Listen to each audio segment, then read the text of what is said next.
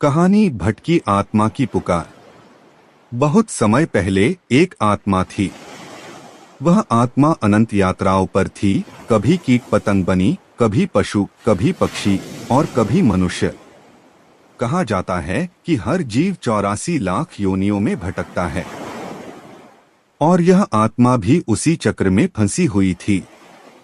एक बार जब आत्मा मनुष्य रूप में जन्म लेने वाली थी, वह मां के गर्भ में पड़ी हुई भगवान से पुकारने लगी, प्रभु, इस अंधकार से निकाल लो।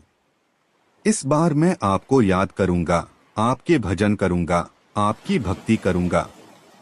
बस मुझे संसार की माया में मत उलझाना। भगवान ने उसकी प्रार्थना सुनी, लेकिन नियमों का बंधन था। आत्मा को जन्म लेना ही था। जैसे ही उसका जन्म हुआ और उसने पहली सांस ली, वैसे ही उसकी सारी पुरानी स्मृति मिट गई। जो वचन उसने गर्भ में दिए थे, सब भूल गई। फिर वही माया, वही संसार का आकर्षण, धन, मोह, रिश्ते, अहंकार। आत्मा बार बार मनुष्य रूप पाकर भी अपने वास्तविक उद्देश्य मोक्ष को भूलती रही। मरने के बाद कभी स्वर्ग मिली, कभी नरक। स्वर्ग में कर्म समाप्त होने पर वापस धरती पर आना पड़ा। नरक में पाप भोगने के बाद भी फिर से जन्म लेना पड़ा। यह चक्र अनवरत चलता रहा। लेकिन एक जन्म में आत्मा को एक साधु मिले। साधु ने कहा, हे आत्मा, तू यहाँ खेल कूदने, धनलोलुपता या माया में डूबने नहीं आई। तेरा असली मकसद मोक्ष है। जब तक तू भगवान का नाम नहीं लेगी, जब तक अपने भीतर छिपे सत्य को नहीं पहचानेगी, तब तक यह चक्र चलता रहेगा। आत्मा के भीतर कहीं गहरी याद जागी। गर्भ की वह पुकार फिर से कानों में गूंज उठी।